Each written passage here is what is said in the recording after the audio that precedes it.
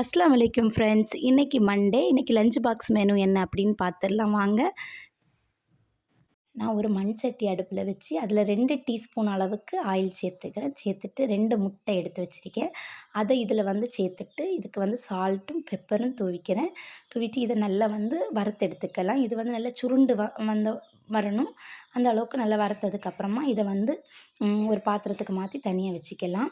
இப்போ இதை இந்த அளவுக்கு சுருண்டு வந்தாச்சு. இதை தனியாக எடுத்து வச்சுக்கிறேன். இப்போ 4 பிரெட் எடுத்து வச்சுருக்கேன். இந்த 4 பிரெட்டையும் நல்லா டோஸ்ட் பண்ணி நெய் சேர்த்து நல்லா டோஸ்ட் பண்ணி எடுத்துக்கிறேன். 2 பக்கம் நல்லா கொஞ்சம் செவந்து வந்தோடனே இது தனியாக எடுத்து வச்சுக்கோங்க.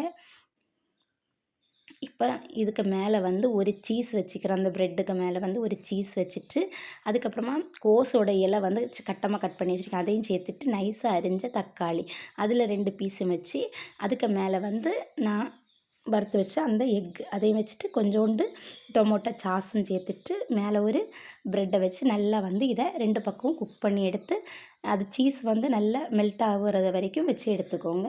சூப்பரான sandwich ready. Bread sandwich ready. Okay friends, video பிடிச்சிருந்தா என்னோடய சேனலுக்கு சப்ஸ்கிரைப் பண்ணுங்கள். அஸ்ஸலாமு அலைக்கும்.